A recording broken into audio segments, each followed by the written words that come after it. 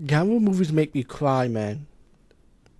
After seeing the first Gamera movie in the '90s, out of the it's like a trilogy out of the three, the '90s version. But still, that the Gamera movie in the '90s like it's always so impacted. Like the music is always impact, and like the fighting, it's feels more physical, like more realistic physical fighting. I know it's a monster movie, but it just have an impact. It just feels more physical than showy.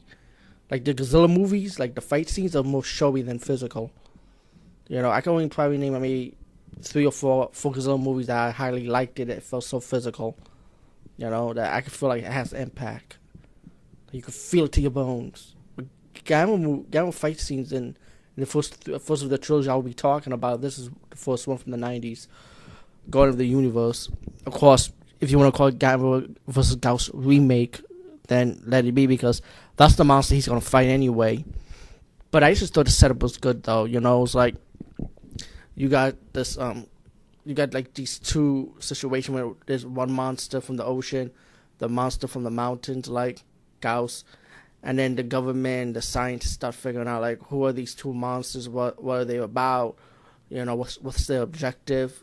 But of course, the government they presume the both monsters are evil, and then later on in the movie, you got to find out that one of the monsters is good, which is Gamma, of course, and you find out his history, and you find out Gauss's history that they're like asexual monsters. They could produce their own eggs, and they're like a history how they almost destroy the world. Like it was like mentioned in the story, and how Gamma was created to defeat this monster. I mean, so they could stop them, and like then Gamma finally comes out once Gauss awakened, pretty much.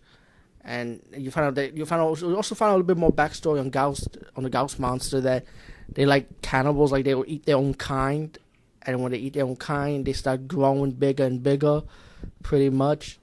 The fight scenes in this movie was really good though. Like Gauss still have his signature moves, Gamma still got his signature moves. This Gamma in the '90s was like more.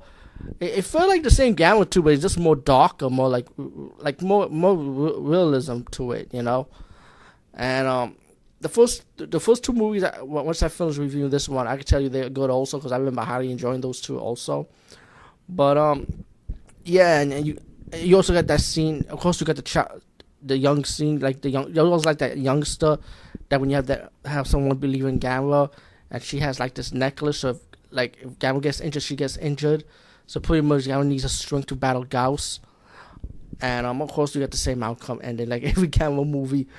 But all in all, Gamera God of the Universe. This is the revival of the Gamera franchise in the '90s.